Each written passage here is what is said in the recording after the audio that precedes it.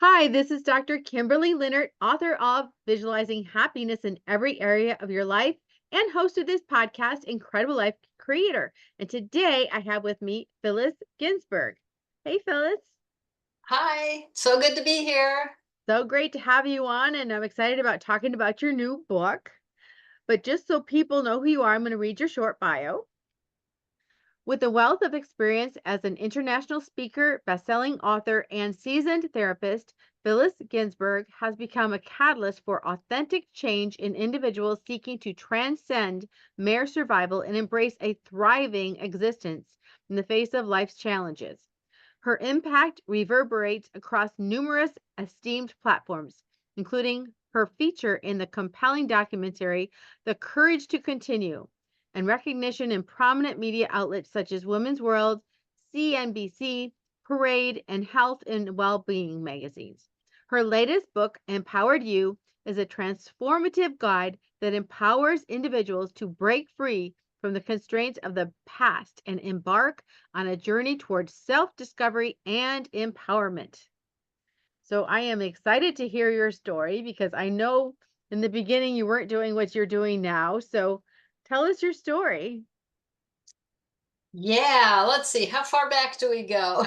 Uh, we might say that I was born into a family that prepared me for the work that I have done as a therapist. And I first had to do like some major excavating, major self growth. It wasn't until about 10 years after graduating college with a business degree in marketing that I went back to school to get my therapy degree as a marriage, family, child counselor, thinking that was going to solve all of my problems from childhood. No, it was just the beginning.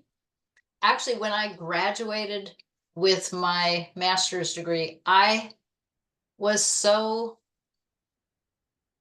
I don't know if insecure is the right word, but that's a word that came to mind. And I wouldn't have related to that word because I saw myself as competent because I had to be as a child.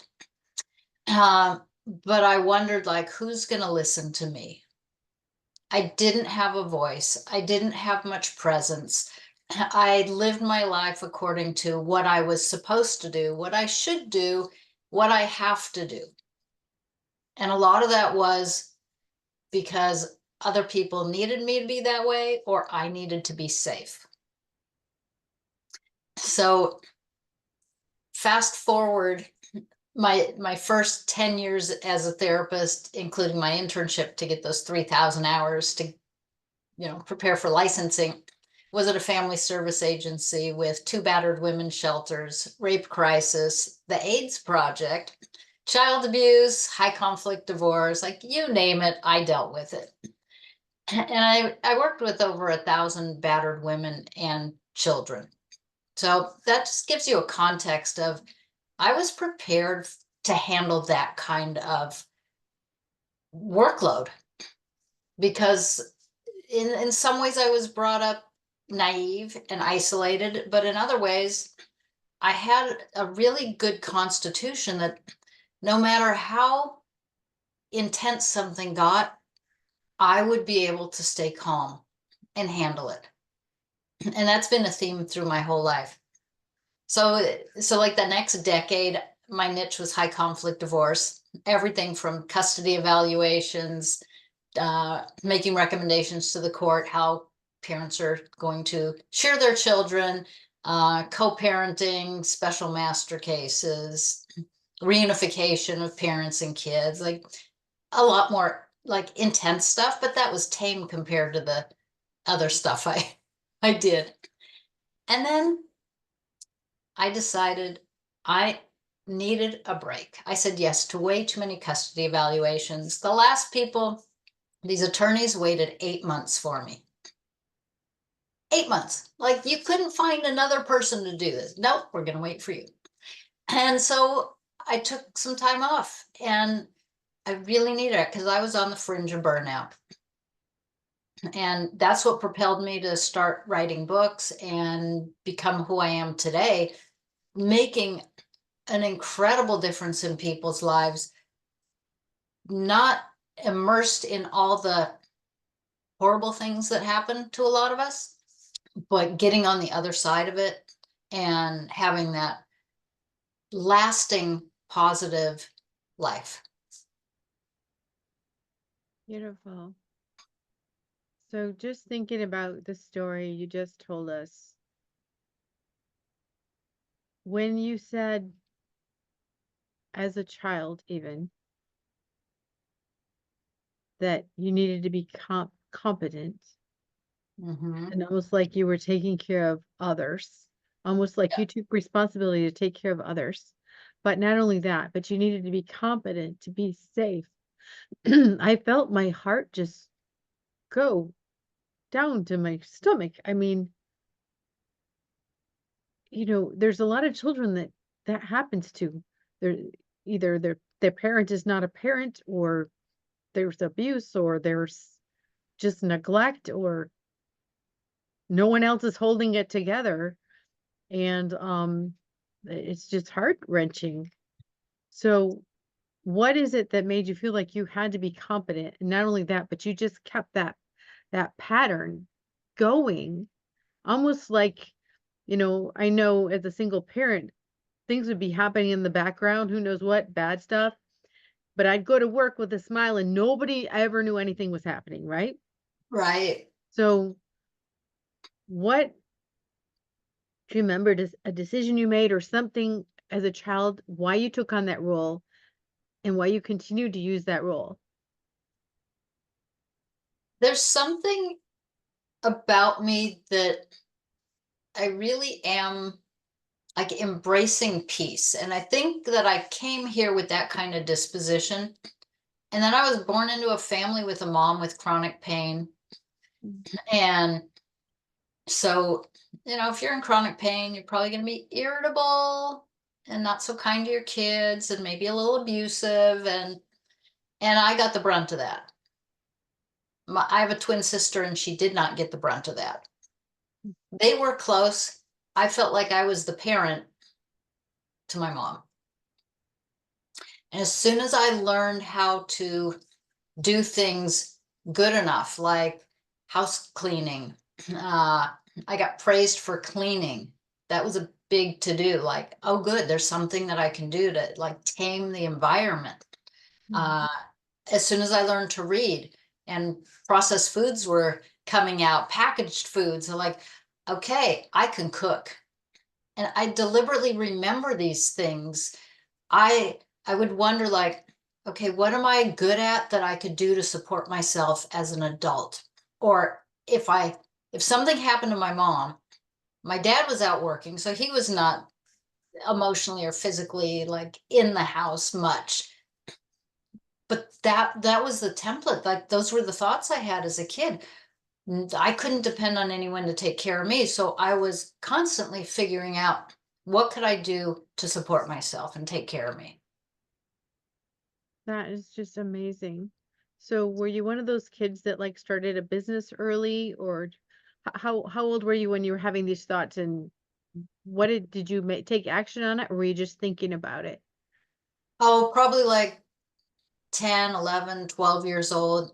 And I remember like thinking, okay, I could uh, buy things to resell. Like there was this place where you could get ice cream and popsicles and things. I'm like, okay, I could get some of those and resell them and charge less than the ice cream person. So I Mhm. was like, I had this entrepreneurial type of thinking as a child as well. Yeah, yeah. And then what was the breakthrough or the part of you that realized you were playing this role? Why and when did that happen, and how is it different now? Well, I what I came to realize, and it's not that long ago.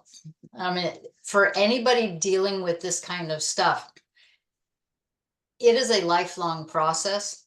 Although I think that through my experience, I can definitely shorten the amount of time that it takes people to get through all this, because I've gone through it and I know there's faster ways. But when you don't have a template and you don't have a roadmap or anybody else to show you, you just kind of struggle along.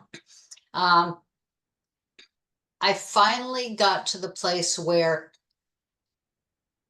instead of being ruled by fear and everything was to keep myself safe, I now can say, I am not afraid, and I can use safety as a launching pad instead of something that held me back.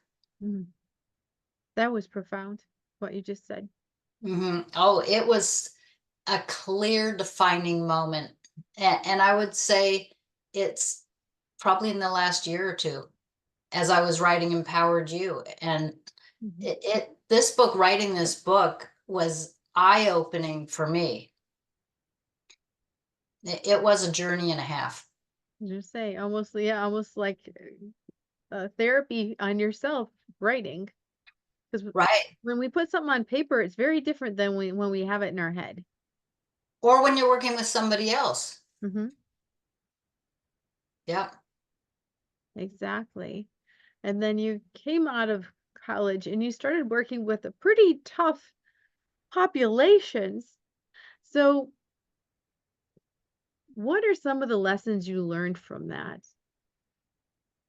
Well, what I discovered was a lot of people do some really stupid things. Um, and I saw that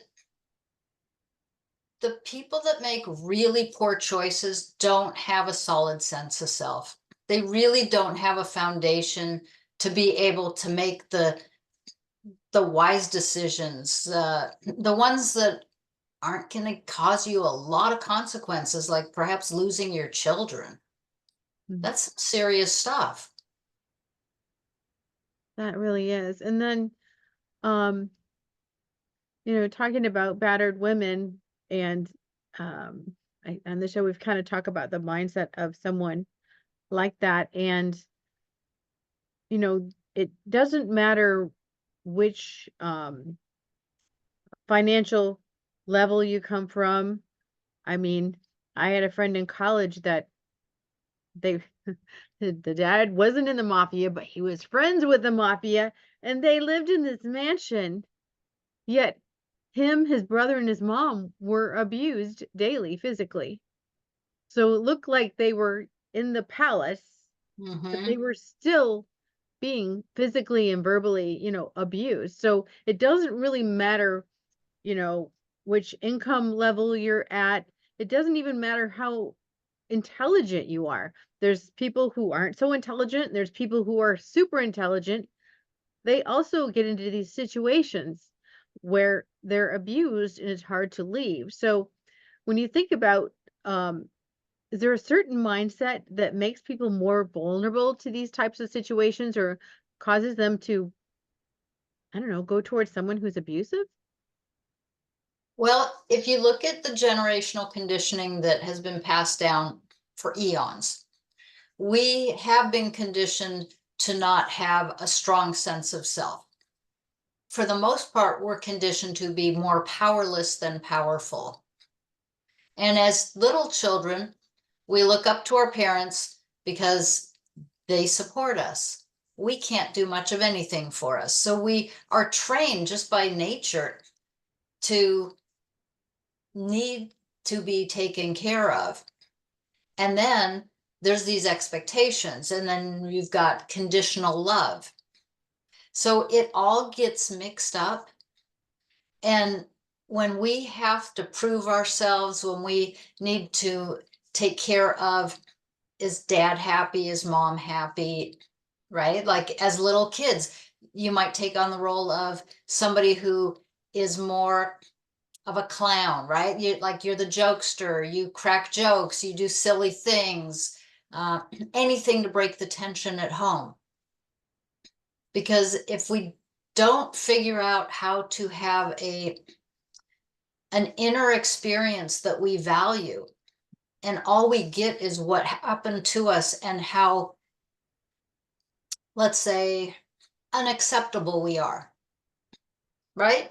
When you're little, you don't know a lot. You get punished a lot. At least I did.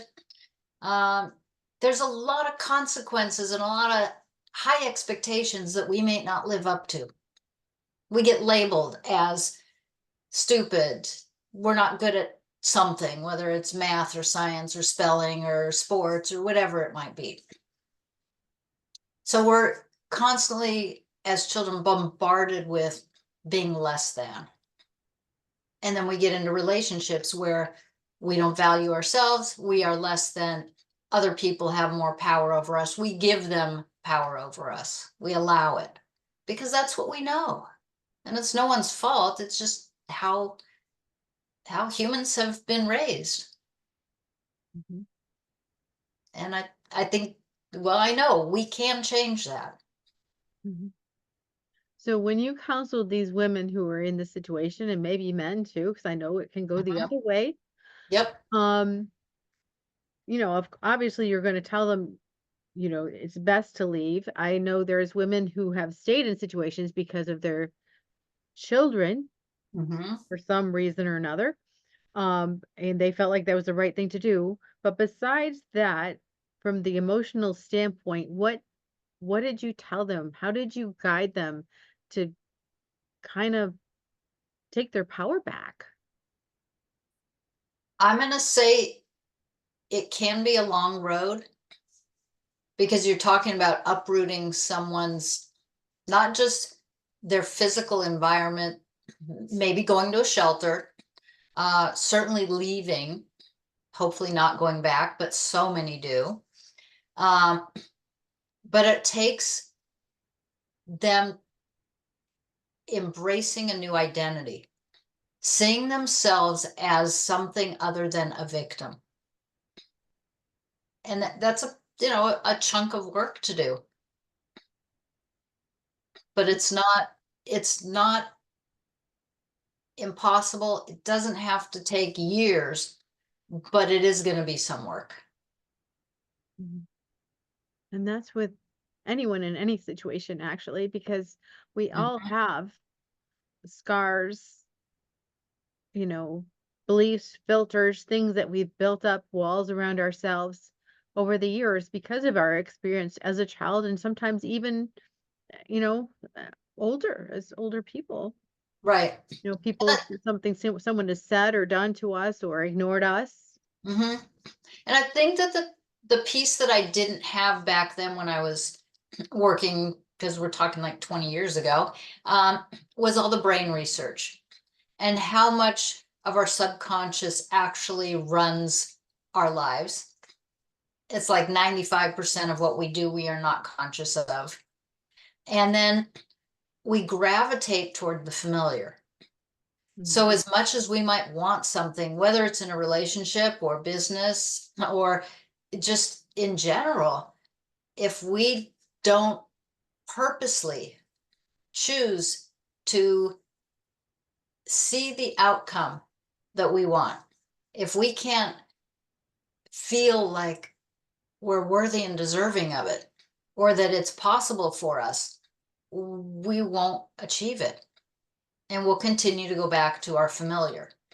Mhm. Yeah, that makes so much sense. So, if someone is in an unsafe situation, whatever unsafe means to them, what would be your recommendations? What resources are available? Probably in every community, you can find some assistance, whether it's a batter, uh, an organization to help battered women. I have to say, I've worked with a handful of battered men. They are out there. There are generally not shelters for them, and they don't mix men and women in them. So they're at more of a disservice. But regardless, anybody who is being abused physically, mentally, emotionally, to the point where they are in fear of their life or they've just had it, there are resources out there, and you can contact a local organization or agency in your community. They should have that. Worst, you can always call like the local police station. I wouldn't call 911 if it's not an emergency, but you can call your local law enforcement and they will provide some contact information for you. Wonderful, wonderful. So, you moved on from that job and you moved into mediation, mediating divorce and child custody. Is that right? Yep. Yes. Which again, you took on a really tough role. You didn't take anything easy. You took on a really tough role. What are Hmm. some of the keys to mediation that is successful? By successful, I mean, you know, people come out at least feeling good somewhat. Of course, you can never get everything. Someone's got to compromise here and there. But what is the key to a really great mediation? I can tell you that most of my cases they weren't just mediation. They were the worst of the worst high conflict divorces in the county. So we're already starting with a high bar. But at the same time, I think only one of my cases ever went to trial because it was a move away, and you can't cut a kid in half. And I can tell you the reason why I was so successful with judges and attorneys is because I listened to every single complaint that each person had against each other, whether they were true or legitimate or not. It was my job to figure out through my assessment and doing a child custody evaluation the truth. But I took into account and addressed every single one of them. There was fairness, they were heard, understood, everything was addressed, and they could not come back and say, but she didn't do this, or she didn't understand, or she didn't listen, because I took the time to make sure there was every stone unturned. And that's beautiful because so many people in the world would just like to be, you know, acknowledged, Mhm. heard, seen, feel like they're important. And when you have that kind of active listening,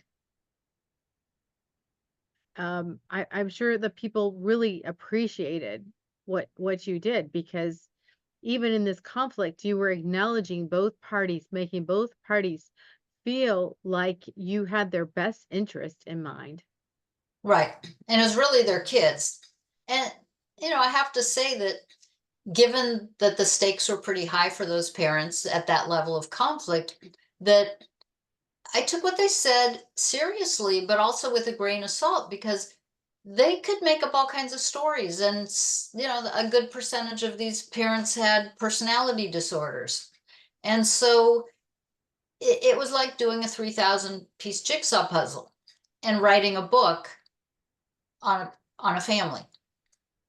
It was very thorough, which prepared me to be a writer of books. Exactly. Well, I've had some um, communication with people in the past who have had mental issues, and sometimes they can lie Hmm. so well. I mean, they're convinced.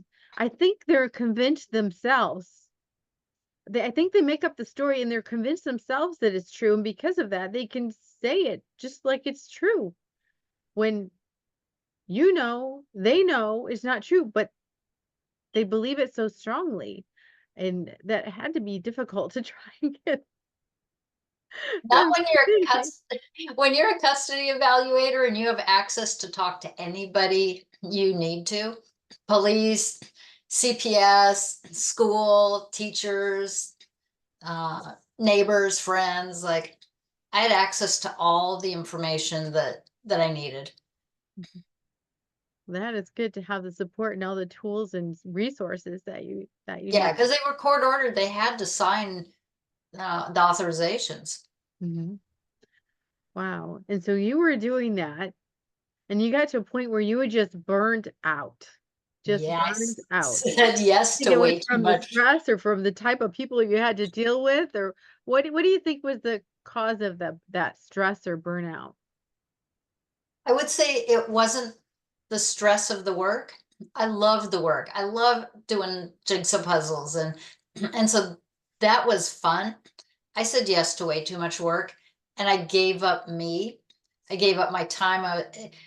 That last year or so I was working like 6 to 7 days a week, 12 to 14 hours a day. Not sustainable, not recommended.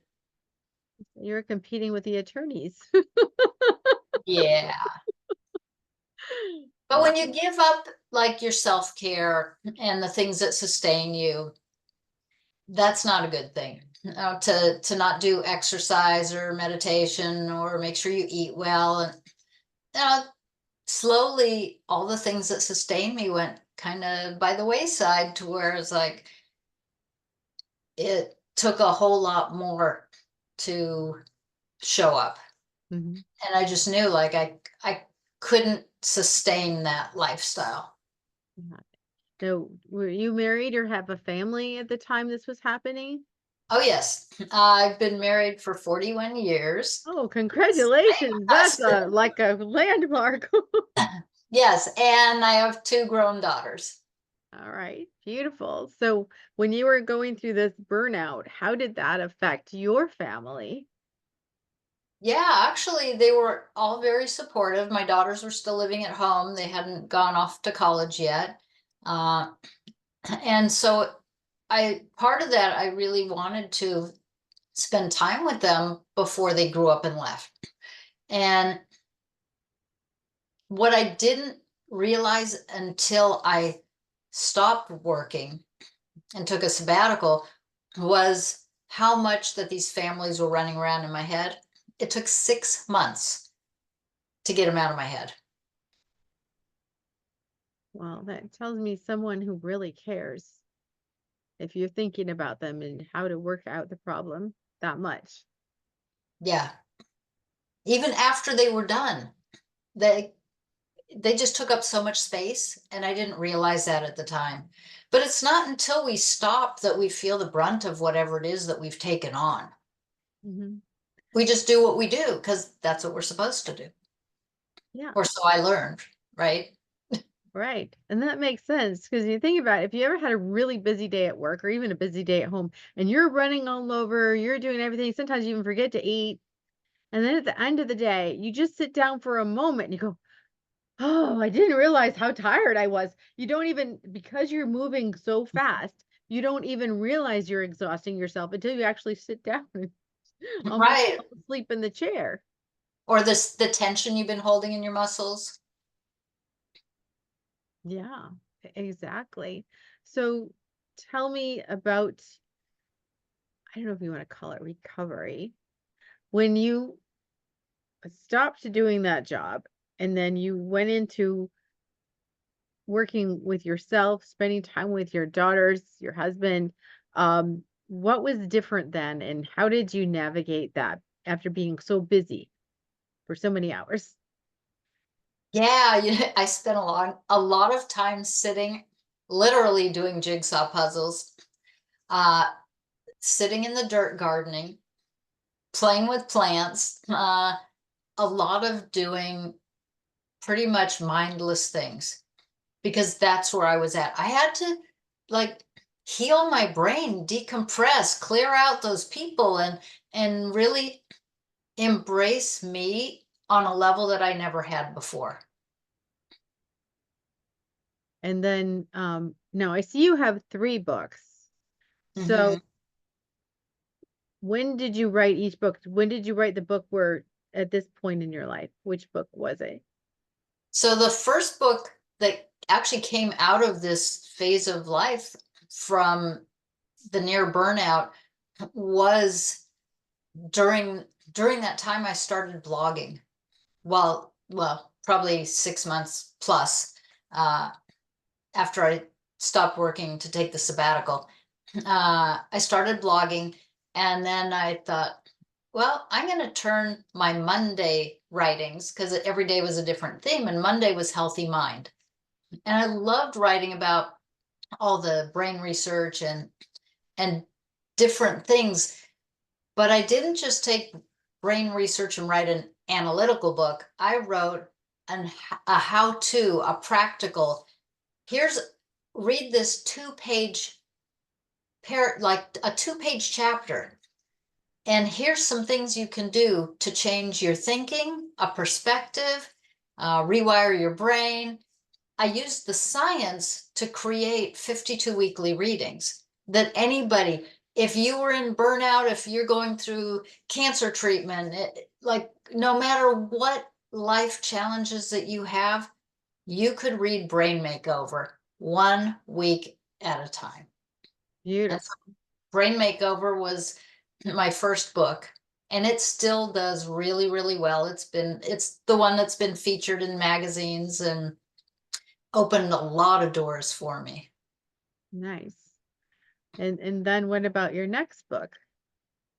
My next book, Tired and Hungry No More, I was on an airplane flying back from visiting my dad who had had a stroke, I don't know, several months prior, and I would fly to Southern California once a month to go visit him for like a long weekend. And my intuition said, it's time to write the book. And part of my passion has always been health because my mom was not healthy at all. And I didn't mention that she died at 37. Oh, that's really early. Yeah. So that left a mark. And when I was blogging 5 days a week, Healthy Mind was Monday, but I also had healthy body, healthy eating, family fun. And so I took those and created Tired and Hungry No More. It's a lifestyle book because right now, the lifestyle that most people have had, I mean, we all know, even though it's really hard to change your eating habits, but eating the standard American diet is hazardous to our health, right? And so we have these illnesses that you can say they're being managed, but they're never going to be cured by a pharmaceutical prescription. And I think that's really sad. And, stroke is one of the things that my dad chose to eat a certain way. I don't know how he didn't end up weighing like 300 pounds or doesn't. He's 90 years old now. Still enjoys eating like a big steak or prime rib. Appetite's really good. But I think that his lifestyle definitely caused some blockages that created a stroke. So, even if like one person reads that and says, maybe I should go get a physical, get a blood test, just see where my levels are and see what my risk factors are, and then make some decisions. And you don't have to go cold turkey and, cut out everything you enjoy, but you might want to make some modifications. I love that. I love that because it's really hard to go cold turkey or make big changes that last. So if you can just change Mhm. one little thing at a time. Exactly. So, and then now your third book, you said it came out 2 months ago? March. March. It came Oh out in yeah. March. So now we're like, it's a baby who's 3 months old. Yeah. So tell us about that book and why Yeah. you wrote it. So as I've been working with people like over the last decade, on making positive, lasting changes, increasing their happiness, their health, their quality of life, I noticed how much of the things that I would address were associated with messages they got as children. For example, this one woman, she was in her 60s and highly creative, super smart, and she had such low self-esteem, never ever would take in a compliment. And I'm like, what happened? She says, I got punished as a kid for bringing attention to myself. Huh. So when you have messages like that, or you have messages that invalidate your feelings, such as girls don't get angry, boys don't cry, or do as I say, don't do as I do. where you're not encouraged to ask questions, be curious. I put all these things together and realized, like, it's no wonder that we have like really smart, creative, intelligent adults who still have self-doubt and self-esteem issues, and they don't feel confident. Now, I'm working with medical doctors, attorneys, entrepreneurs, people that own their own businesses. These are highly educated people who've jumped through hoops to get where they're going, and they still feel bad. Yeah, that's really sad. So, how is it that you work with people? Because there's so many, seems like there's so many kinds of therapy and techniques and things like that. So, kind of walk us through what you do. So a lot of the things that I do are to help people to recognize and acknowledge where they're at. I meet them where they're at, and then I help them to either, like, we're going to stop a pattern, right? We need to interrupt those patterns, the patterns of thoughts or the patterns of feelings or patterns of action. And I like to work with thoughts, because when you can rewire the brain and change the patterns of thinking, it's usually the thoughts and the meaning that we made from things that we experienced or other people told us, right? Somebody could tell me today, well, you're not very good at that. And I'm like, well, that might be your opinion, but that's not mine. But as a kid, somebody says, you're not very good at that. And you're like, oh, well, I must not be very good at it, Mhm. because we don't have the kind of critical thinking as a child to question it. So we just absorb it. Uh, and most of us have a lot more of that than we think, stored in the subconscious, that we probably like aren't even aware of until we look at life's not working out so well for us. Could be personally, professionally, in our relationships, how we handle money, all addresses our health, everything. Exactly. So, what are we going to find in your new book, Empowered You? Well, you'll find several ways that I think are eye-opening. I mean, when I put this together, my first version, it was like, well, this is too much, too heavy. And I actually took a lot of content out and brought it down to its essence of the ways we were raised to be limited instead of unlimited.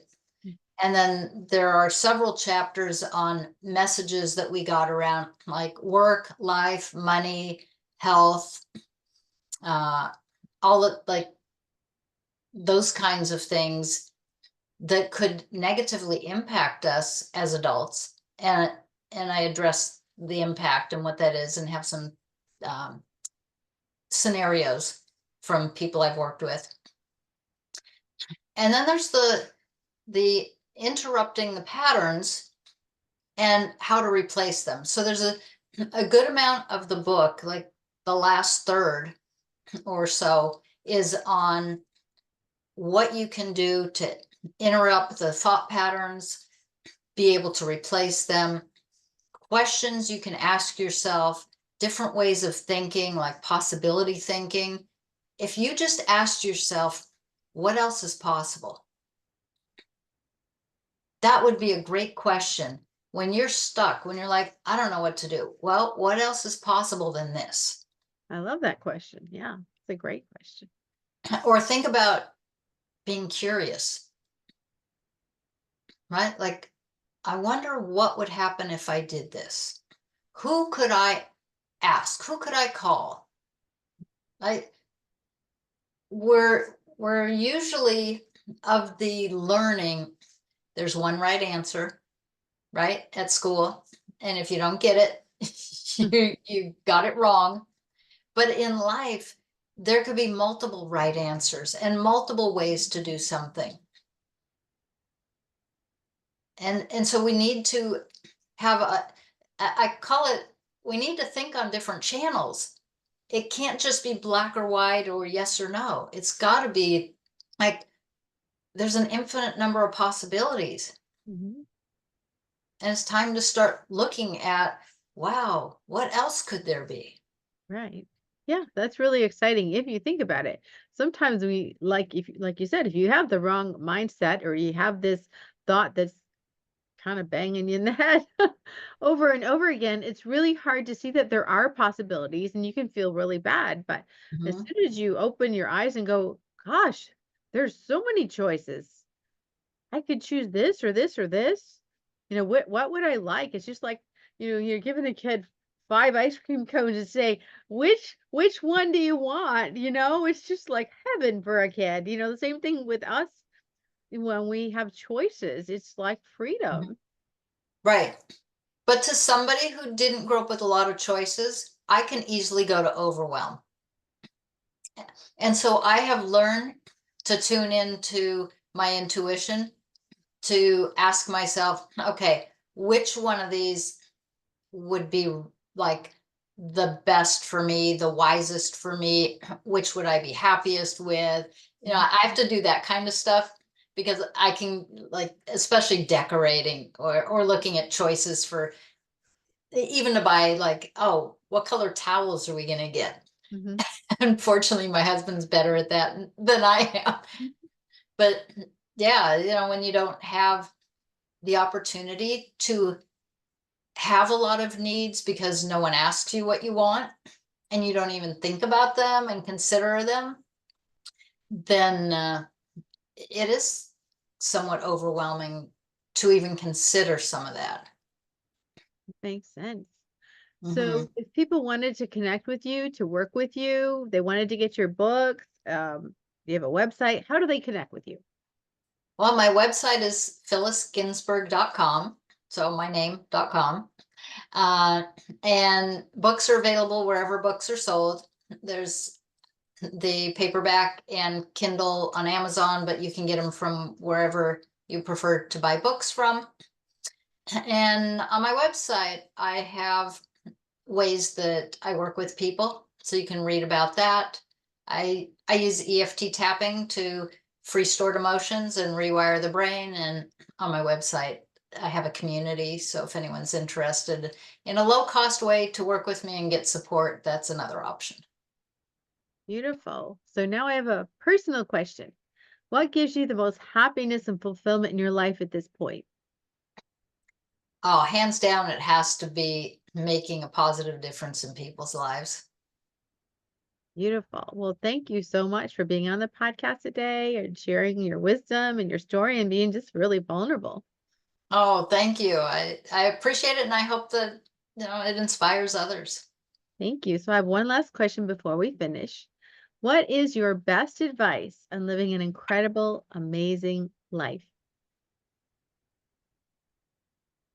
So I have a few things. The first would be to be true to yourself to the best that you can, right? 'Cause I think it's a work in progress. Certainly for me, I am a work in progress on that. The second is to find joy in everyday things, like find what makes you happy and do more of that. And the third is discover what you're good at and embrace it because we all have gifts and talents. Beautiful. Well, thank you so much. It's been my pleasure, and I feel grateful to be able to share this with you and your audience. All right. Thank you. Well, we'll talk to you again soon.